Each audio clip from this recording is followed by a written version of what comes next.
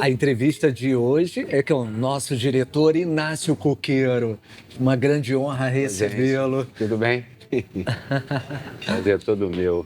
Feliz da vida com esse nosso encontro. Você é uma pessoa sensacional que eu super admiro. Estou cheio de perguntas para você, Inácio. Então, só mandar.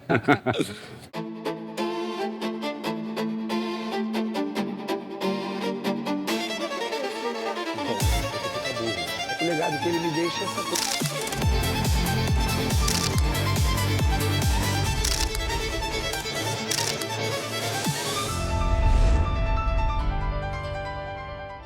Você começou pela música antes de chegar à direção. Em que momento percebeu que sua sensibilidade musical podia se transformar em narrativa visual? Vou te contar, me facilitou muito a vida, a música. Mas, na verdade, eu comecei a fazer faculdade e estudar música quando eu entrei na TV Globo, como operador de VT. Foi em 75, faz tempo. A televisão é uma cachaça.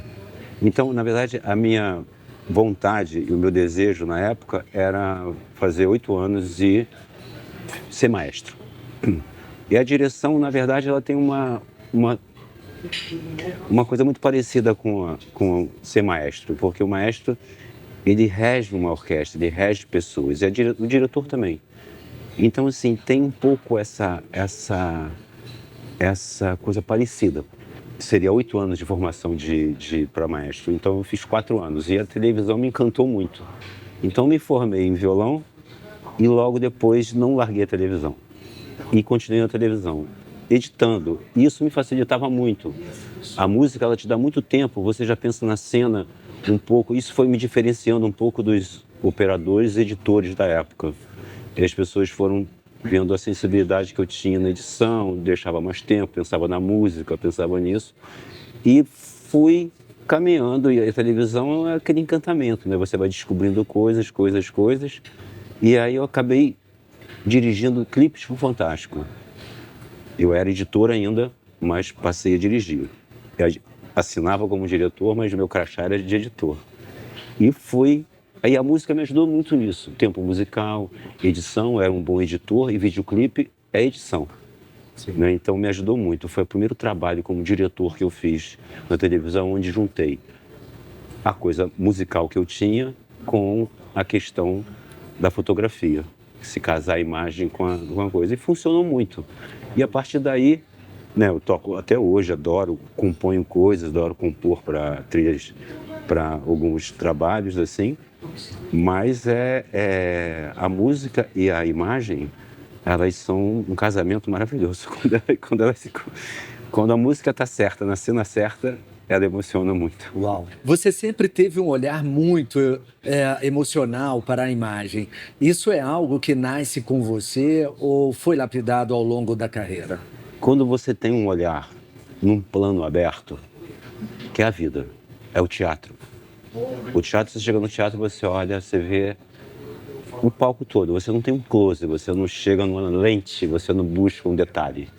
E a televisão, ela te dá essa possibilidade de você ter esse olhar, né? O que o teatro não dá. Então a televisão você busca, sim, quando você quer intensificar o drama, a lente te ajuda quando você fecha no close e ela tem a força dramática muito maior que um geral. Uau! Então a televisão, assim, a lente, ela tem toda essa magia de transformar coisas. E quando você tem o olhar a partir de não um geral, mas o meu olhar, na verdade, ele é quase quadrado. Ele é quase do tamanho do Finer. Você passa a se acostumar a olhar o mundo, a olhar as coisas menor, fechadinho, como se fosse um quadrilátero. Então, assim, assim, a televisão, ela te dá, e quando você observa isso, e você transforma isso com a câmera, você vai buscar emoção com a câmera, se você fecha nesse momento que a pessoa está emocionada, não está. Então, assim, isso é muito bacana. Isso é muito bacana, onde você tem, assim, essa possibilidade de você intensificar o teu olhar. Sim. E a televisão faz isso, a lente faz isso, através disso. E qual foi o primeiro trabalho em que você pensou, agora eu encontrei meu lugar? Na verdade, o primeiro trabalho que eu fiz como diretor não foi um desastre, foi muito bom, tanto que eu continuei. Mas o primeiro dia de gravação, eu tinha 2 dias de gravação, mas achava que só tinha um. Foi um musical do Belchior, que o Itamar de Freitas, que era o diretor, José Itamar de Freitas, que era o diretor do Fantástico, né? Foi diretor do Fantástico, fundou o Fantástico, na verdade, foi diretor há mais de 20 anos. E ele ele me convidou para editar um musical. Eu falei, não, eu quero dirigir. Ele falou, então passa na minha sala que eu vou te dar uma música. Aí ele me deu do Belchior. E fui eu fazer o diabo da coisa, que cantado, né? Eu era fã do Belchior, eu falei, meu Deus do céu. Aí ele estava fã e assim, eu não tinha, assim, ser diretor, né? Quando você está editando, você está fora e você não tem que dar a palavra final, é muito mais fácil. Mas quando você está gravando e tem aquela parafernália de dizer, ok, valeu, é a tua palavra que está ali. Então você assinou o trabalho de todo mundo que está ali. E o primeiro dia de gravação foi um desastre. Eu não consegui completar o plano, não consegui gravar o que eu queria gravar. Todo mundo foi embora, eu estava no centro da cidade, que eu gravei no centro da cidade. E eu falei, nossa senhora, não dou pra isso não. Foi exatamente a primeira sensação que eu falei, gente, que coisa complicada. Você acha fácil, mas responsabilidade é difícil. Toda tua. É difícil.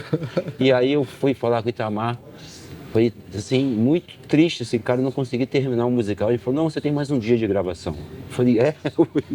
Aí montei tudo de novo, gravei. Como era um muito bom editor, eu sempre editei muito bem, que era uma das coisas, assim, que a televisão, que, sabe, como diretor, ele tem uma formação de edição, é bom. E aí eu juntei com imagens de desenho animado, fiz uma edição no musical que ficou, cara, ficou um espetáculo. Uau! O Itamar ficou encantado. Imediatamente ele pegou um outro disco que me deu para fazer. Era do Erasmo. E aí eu só comecei a fazer musical fantástico. Fiz aí Gonzaguinha, aí foi a galera toda. Aí depois eu fui convidado para fazer uma minissérie com o grupo Paulo Afonso Grisoli, que era um diretor maravilhoso que a Globo teve, autor, poliglota. E eu trabalhei muito tempo como editor com ele. E ele me fez o convite de dirigir com ele. E aí foi eu, ele e Maurício Farias. Dirigimos com ele Estrela dos Milagres. E quando terminamos essa série, eu fiz o Bambolê com o Wolf, uma novela que o Roberto Thalmann me chamou para fazer junto com o Wolf. E daí não paramos mais. E aí o casamento perfeito. A televisão é uma cachaça, uma delícia. Que maravilhoso. É uma delícia. Eu amo tudo isso. E você dirigiu novelas que marcaram gerações, como Mulheres de Areia e A Viagem. Qual dessas obras mais mexeu com você por dentro? A Viagem, cara. A Viagem foi uma novela muito sensível, né? Assim, e falava de um assunto muito delicado, né? Mas de uma forma muito bacana, né? Muito popular, né? Que foi uma novela que confortou muita gente, ao mesmo tempo de dar medo, porque o Guilherme Fontes, né? Ele dava um certo medo, né?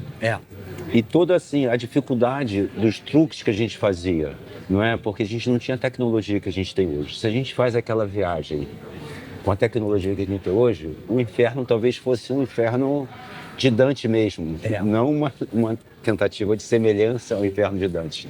A gente teria ele, né? Enfim, a facilidade, assim, teria assim uma coisa estética mais forte, mas para a época a gente gravava numa pedreira, intenso, à madrugada, quer dizer, o inferno, eu sempre falei que o inferno era mais divertido gravar do que o céu. Sério? Como é que você prefere o inferno do que o céu? Mas numa situação dessa, o inferno era mais divertido. Sim. Maravilhoso. Foi quando, assim, o pessoal, era uma novela muito gozada, porque normalmente você está lendo a novela, aí teu personagem morre, você fica triste, porque você vai sair da novela. Essa novela, quando morria, você ia pro céu ou pro inferno, então você não saía da novela de jeito nenhum. Tinha essa coisa positiva que os atores adoravam, né? Era um anexo. Eu estava sempre salvo. Eu prefiro ir pro céu. Existe alguma cena que você dirigiu e que até hoje te emociona ao lembrar? Cenas emocionantes, sim. Mas tem uma cena que me marcou mais, assim. Porque, assim, a viagem, ela falava sobre espírito, né? Essa coisa toda suave do kardecismo, essa coisa toda. E eu fiz uma minissérie chamada Tenda dos Milagres, que eu gravei na Bahia, e tinha uma cena que era um despacho para Exu, que a Iaba, que era a personagem, e a gente fez a cena, ele explicou para ela, eu botei a câmera, botei numa grua a câmera, expliquei para ela como ia ser o movimento, tudo, e se preparamos para a coisa, iluminamos, não sei o quê, e na hora de colocar ela em cena, ela vinha com um sarong comprido, ela estava nua daqui para cima, com os guizos aqui, tapando o seio dela. E ela vinha, fazia bebia o charuto, né? Fumava o charuto, bebia a cachaça. E dali, a sequência da história, ela ia para a casa do Pedro Arcanjo, fazer amor com ele 7 dias, 7 noites, até matar. E aí marcamos as cenas todas, não sei o quê. Eu me lembro quando eu cheguei na maquiagem, ela estava prontando, a gente, vambora, gente, vamos gravar. Aquela coisa toda. Perguntei, passa um óleo no corpo dela, né? Na noite para poder brilhar, era negra. Aí o menino falou, e a gente procurou, não trouxe o óleo. Eu falei, gente, pô, mas não tem óleo, eu tenho óleo de dendê. Eu falei, passa um óleo de dendê nela. E quando a gente começou a cena, realmente baixou o santo nela. Que ela fez exatamente tudo inverso aonde estava a câmera. Ela já não era mais ela, era a entidade que estava ali. Sim. Como é que foi conduzir isso? Foi muito forte, assim, essa coisa. Aí eu corri nela, saí do caminhão, corri nela, segurei no ombro dela, falei assim, Zenaide, que era o nome dela, da atriz. Zenaide, a câmera está aqui. Quando ela olhou para mim, ela olhou tão transformada e com, assim, rosnando, assim, mas com a cara, assim, fez uma cara tão difícil, cara. Eu cheguei, eu arrepiei inteiro. Eu falei, minha Nossa Senhora. Aí eu falei pro Chiquinho, que era o câmera, eu falei, pelo amor de Deus, tira da grua, acompanha o que ela fizer, a gente acompanha e faz a cena. E daí a gente captou, tirou correndo, porque antigamente a grua, se a gente tirar peso para desmontar, levava assim, tudo correndo e ela ali possuída, aquela coisa toda, aquela energia toda. Saímos, consegui gravar 2 takes com ela ainda, com essa expressão muito forte. E aí os refletores todos começaram a pipocar, estourar a luz. Saiu quebrando tudo, estourou tudo quanto é refletor e o gerador caiu. Ficou aquela escuridão. Eu falei, minha Nossa Senhora. Terminou a gravação. Dei 3 passos, caí no chão. Acordei no hotel. Com o meu nariz ferrado e minha testa ferrada. Eu joguei de cara no chão. Não. Isso me impressiona até hoje. Isso foi a cena que me impressionou mais, assim. Sim. Você me perguntou que me emocionou mais. Sim. Essa realmente foi muito forte. Porque a gente mexia com energia muito pesada. Muito pesada. E não foi a primeira vez, né, que você fez uma cena envolvendo religiosidade e teve, assim, esse impacto. Sim. Né? Teve outras cenas. Na viagem, essas cenas todas, né, na verdade, era, assim, quando tinha a mesa branca, né, com o Cláudio Cavalcante, ele fazia muito bem. Era uma cena que te emocionava, na verdade, né? Te traz uma certa paz, apesar, né, de estar mexendo com espíritos e coisas assim, mas no candomblé a coisa ficou muito tensa, muito tensa. E foi uma minissérie com várias outras interferências, assim, vamos dizer, do universo na cena, entendeu? Correto.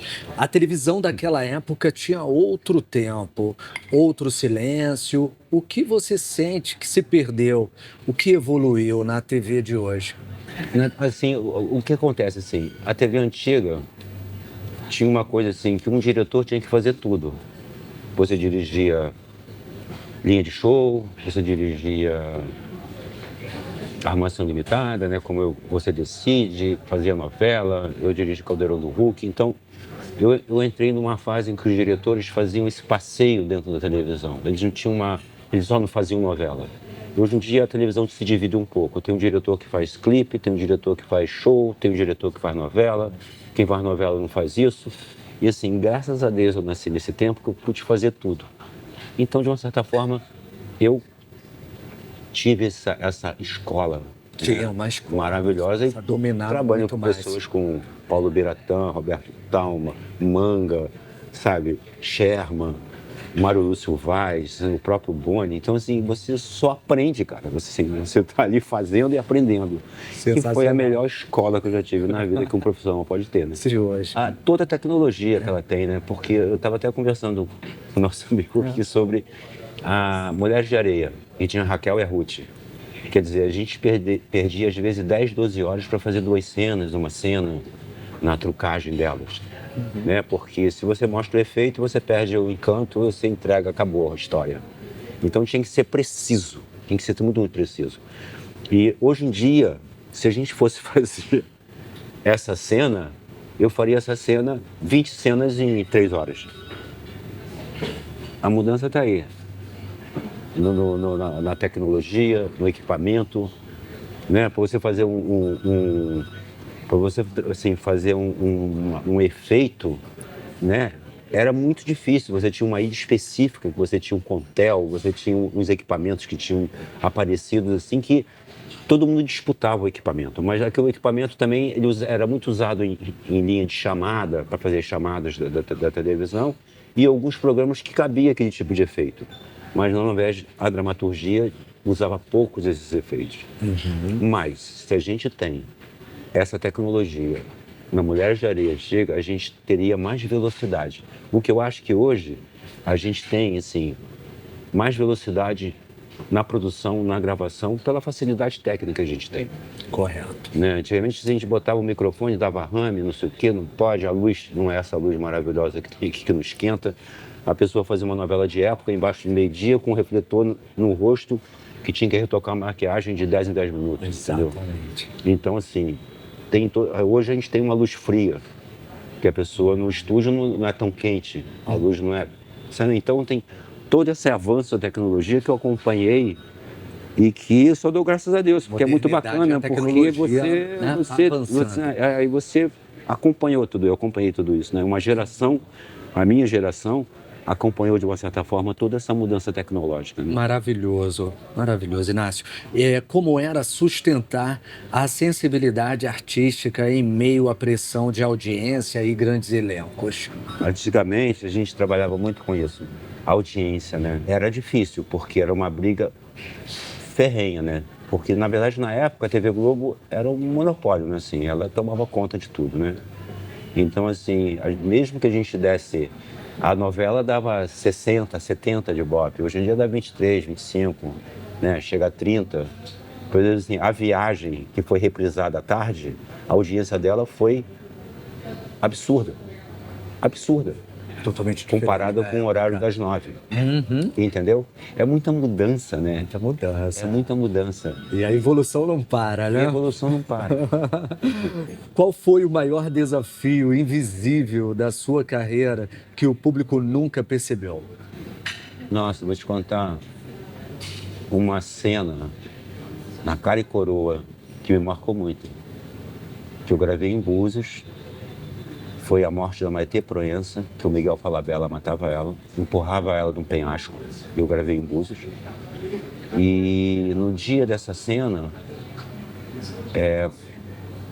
por coisas de produção e questões de não pode, não veio a base forte que eu tinha de segurança. Tipo, vou gravar perto do mar, tem que ter bombeiro, enfim, não tive nada disso. E num momento da cena que eu gravei toda a parte da manhã, o Falabella empurrando a Maitê desse penhasco, parei para almoço e a parte da tarde eu ia fazer ela morta lá embaixo, né, em cima da pedra, essa coisa toda. Fomos almoçar, voltamos para a locação, cheguei no lugar, perguntei para Teca, que é a esposa do Jorginho Só, o dublê. Perguntei para ela, a água tá vindo, chegou água até aqui, porque era uma coisa assim, fez um fosso assim. Aí ela falou, não, a gente tá aqui há 20 minutos, a água não chegou ainda. Eu falei, tá bom, então vamos gravar. Então deita aqui que eu vou botar como você caiu. Aí botei ela na pedra, ajeitei o braço dela, né, como se tivesse toda coisa, e virei pro alto, que era bem alto o lugar, eu falei assim, cadê o sangue? Aí o maquiador lá de cima virou pra mim, eu não desço aí nem morta. Eu falei, danado. Saí do lado dela, Teca, peraí. Saí e subi. Quando eu fiz assim, veio uma onda, lambeu ela, e eu fiquei atrás da pedra. A onda fez assim, não me levou. E ela rolou aquela coisa que é o dentro d'água. Foram 20 minutos para resgatar. Não foi o dublê? Foi a própria Maitê? Não, a dublê. A dublê. Maitê só foi isso. E ela só se salvou porque ela era uma Que atleta. desespero, hein? Desespero. Foi desespero. Deve ter se arranhado. Desespero. Não, ela fez enxerto. Ela voltou para o Rio de helicóptero. Então, assim, quem salvou ela, na verdade, foram os pescadores de Búzios. Sim. Quando eu peguei ela no colo e tirei ela da canoa para levar ela pro centro, né, para poder até o helicóptero chegar, ela estava desfalecida, assim, toda acordada, assim, e aquilo foi me dando uma coisa, porque eu tinha pedido segurança, eu tinha pedido. Então, assim, uma cena que me marcou muito, que foi muito difícil. E no outro dia eu estava lá gravando porque o show não para, né, bicho? A novela tem que estar no ar. Exatamente. E ninguém percebeu isso. Mas foi. Quer dizer, perceberam porque saiu, com a dor, porque com a saiu, na emoção. verdade, no jornal. Eu estava tão tonto na hora. O trabalho não dá folga, câmera, né, para sentimentos. Precisa estar o tempo inteiro ligado. E tinha um câmera que estava fazendo o stock shot. E ele pegou exatamente o momento que aconteceu tudo. E aí tinha muito repórter, porque era a morte da Maitê na novela. E teve uma repercussão enorme essa questão, assim, coisa. Mas, assim, o público não percebeu, assim, é uma coisa que ele não percebe, né? Mas quase que houve uma novela, tragédia. Né, Inácio? Uma novela, foi quase uma tragédia, realmente. E você transitou entre a dramaturgia e programas de auditório. O que muda emocionalmente em você quando dirige entretenimento em vez de drama? Tudo, porque é um outro segmento. Assim, você contar uma história, você conta para um público, você, assim, é diferente. Quando você faz um programa de auditório, que você não pode usar o que você gosta. Você tem que fazer o que as pessoas gostam. Né? Então tem muito quadro e muita coisa que eu fiz que não era do meu gosto, mas dava ibope. Então eu até descobri essa coisa que eu não podia, vou chamar o Gil, vou chamar o Caetano, vou chamar não sei. Lindo, era a minha ideia, mas o que funcionava mais era uma lambada do cara que está estourado lá no Nordeste. Por aí. Que dava mais ibope. Então assim, essas coisas que a gente vai descobrindo são muito legais. E o público de sábado é um público. Que o Caldeirão eu fazia no sábado, na Globo. Quando eu fui para a Record, eu fui fazer o Rodrigo Faro aos domingos, é um outro público. E é um outro formato de programa. São outras matérias, e a gente tem um estudo sobre isso. E a gente fica muito preso. Na novela, quando a gente estava no ar, o tempo de gravação, que você grava, chega em casa, lê capítulo, dorme, não sei o quê, e você vê o resultado do ibope que saía no jornal ou que as pessoas da televisão faziam. Quando você faz um programa de auditório, como eu fazia o Caldeirão e fazia o Rodrigo Faro, quando o programa entra no ar, você tem o ibope de todas as emissoras. Então você fica grudado no telefone, naquela tela, saber quem entrou no comercial, se o SBT entrou no comercial tal hora, eu brigava com a Eliana e brigava com o Faustão. Aí você fica, nossa, desceu nesse quadro aqui, desceu, não fez sucesso, vamos mudar segunda-feira. Então você, na verdade, ao mesmo tempo que você via o programa, era um estudo que você fazia, semana que vem, eu já não vou fazer esse quadro tão grande, eu vou fazer um quadro menor, vou fazer isso, porque eu não vou botar o comercial. E quando você tem uma emissora que tem um programa ao vivo, como a Eliana estava ao vivo, entrava ao vivo, ela segurava o comercial, ela segurava a entrada de break, porque ela ficava medindo se a outra emissora estava no comercial. Como eu tinha um programa pré-gravado, eu já estava totalmente amarrado dentro dos blocos, entendeu? Então eu não podia mudar assim, não, segura o programa que deixa ela entrar primeiro no comercial. Não, eu tinha um pré-gravado. Então ela tinha essa facilidade. E tinha momentos que eu bati o Faustão, já fiquei muitas vezes assim, com o Faro, de ter, no Faustão eu dando assim, passando 3, 4 pontos no Faustão. Não era o tempo inteiro, pelo menos era 1 hora, 1 hora e meia dentro de um quadro. E aí é uma realização, entendeu? Você está ganhando. Então, é um jogo, cara. É um jogo. E essa coisa da pilha de você ficar do programa de auditório, de 4 horas, de você estar ali olhando o Ibope, vendo onde o quadro que não funcionou, o que funcionou, o que ele botou na coisa, e você tem que fazer ainda, espionar a emissora, porque normalmente eles lançam a programação que vai ter. Então a gente, em cima da programação deles, a gente calculava um pouco, assim, é um jogo de xadrez. É um jogo de xadrez. Uma mega Então você trabalha assim, o tempo inteiro. Sim. O tempo inteiro você está assim, você está 24 horas ligado. Uau. Você está em casa assim e tive uma ideia de fazer um quadro assim.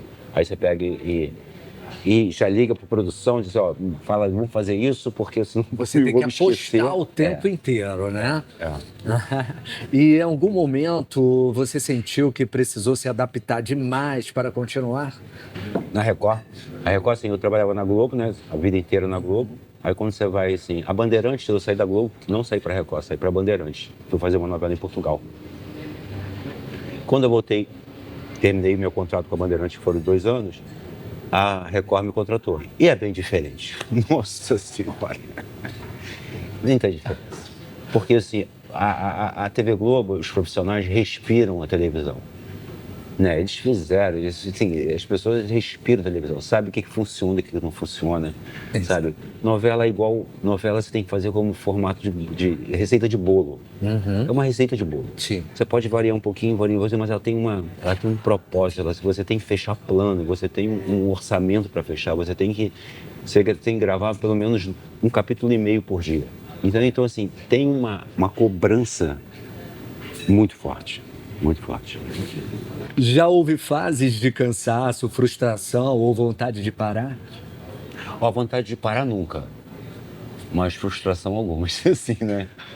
Algumas, assim, que você aposta às vezes numa coisa e não dá certo. De você pensar numa cena e não conseguir realizar ela. E as pessoas, na verdade, até aceitam, se emocionam, mas você chega em casa e diz assim, cara, ela podia ficar muito melhor. Às vezes falta o tempo, porque assim, o importante numa produção é você fechar o plano com qualidade, né? Mas fechar o plano. Se você sai com 15 cenas para gravar, grave 16 ou 17. Isso. Não chegue com 10 gravadas e 5 penduradas, porque vai virando uma bola de neve. E aí você tem uma produção que você estima em ter duas câmeras externas e 2 estúdios, o que seja. A coisa vai embolando de um jeito que você tem que botar. Aí a emissora coloca mais uma câmera externa, mais uma equipe. Isso acontece, rebenta com o orçamento. Então, assim, você tem que lidar com essas coisas todas, entendeu? O real de uma planilha. Então, assim, aí tem coisas que, assim, momentos que a gente fica um pouco frustrado, porque a gente podia dar mais e fazer melhor. Eu tive uma vez, assim, uma decisão muito grande que eu fazia com o Luciano, o Amor a Bordo. Não, o Amor a Bordo foi um sucesso, todos eles. Eu digo Acorrentados, que era um homem acorrentado em 3 mulheres. E a gente gravou em Ipanema, foi uma produção enorme, assim, a gente gravou na Precisa Park, ali em Ipanema, na coisa presidencial, eu fiz 3 segmentos lá. Eu chegava o pessoal do hotel e falava assim, como é que vocês deixam eu gravar todo ano aqui? Eu disse, cara, porque eu dou um trabalho pra você. Eu falava, não, a gente adora, não sei o quê. Enfim, e aí eu resolvi fazer uma mulher acorrentada em 6 homens. Foi um desastre. Uma mulher acorrentada. Um desastre. Aí você vê como o público é machista para burro. O homem pode estar acorrentado com 3 mulheres, 3 de um lado, 3 do outro, e eliminando, né, pagando. Aí tinha todo um desenho, né, de história. Porque, assim, todo reality, toda coisa, o público brasileiro ele está sempre acostumado a quê? A novela. Então você tem que ter uma historinha. A história é fundamental. Você vê que o jornalismo hoje em dia, quando ele fala de uma pessoa, ele constrói uma história. Vai na filha da pessoa, vai na mãe, emociona, que antigamente não era assim. Então, assim, quanto mais história e novela você fizer, mais o público atrai, porque está acostumado a isso. Exatamente. Né? Na verdade, o que eu digo assim, Eles o querem público, fazer parte eu acho assim, da história. o povo brasileiro devia ter Esse personagem. um contrato de telespectador. É verdade. Porque, cara, Cartãozinho. porque eles que vêm, eles dizem se tá bom, se não tá bom, se tá legal, se não tá legal, é tudo medido por eles, na verdade. E eles não... O que mais te feriu ao longo do caminho? As críticas, as rupturas ou os silêncios? Cara, o silêncio é sempre ruim, né? O silêncio é... porque fica aquela coisa assim... sem explicação. Às vezes o silêncio é bom, mas dependendo da situação, assim, eu acho que tudo tem que ser dito e falado, né? Porque, assim, a melhor coisa do mundo é você conversar e chegar a um acordo na palavra, né? Antes de chegar na discussão, na briga. Então, eu acho que é um pouco por aí. Quem é o Inácio Coqueiro quando as câmeras se desligam? Uma pessoa simples, cara, dentro dessa loucura que a gente vive, assim, com muita gente. Porque tem uma hora que o diretor, ele vira síndico. Porque você não é mais diretor, você é síndico. Você fica ali resolvendo o problema que não tem da luz, o problema que está ali, o problema do outro que chegou atrasado, a comida que não chegou. Chega tudo no teu ouvido. Então você vira síndico. Isso frustra um pouco. Porque aí quando você vai fazer o seu trabalho, você está exausto de resolver tanto problema em volta. E você tem que chegar ali com a cabeça fria, trabalhar, fazer, pensar como nada tivesse acontecido. Eu me recarregava minhas baterias, sempre recarrego até hoje. No meu surf, pegar minha onda, tocar meu violão, cavalo. Sempre fui fascinado por cavalo, sempre criei cavalo e adoro cavalo. Meu rancho, minha plantação, a natureza, sabe? Pescar. Isso recarrega demais a minha bateria. E tem horas que um momento, assim, a solitude não é solidão. As pessoas confundem muito a solidão com a solitude.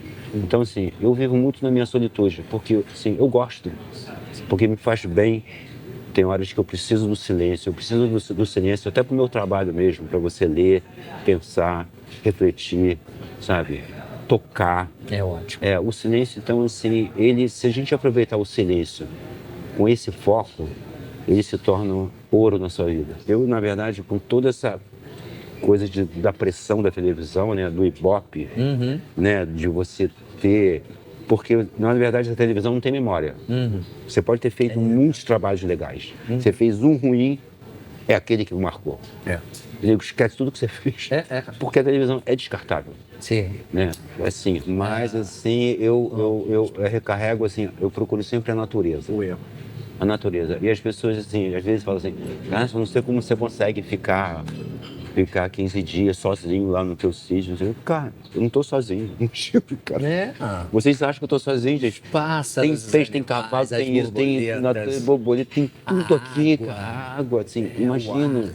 Eu não tinha tempo para poder curtir tudo isso. Exato. É o que Então, falta. assim, eu tô muito bem acompanhado, graças a Deus. Graças a Deus.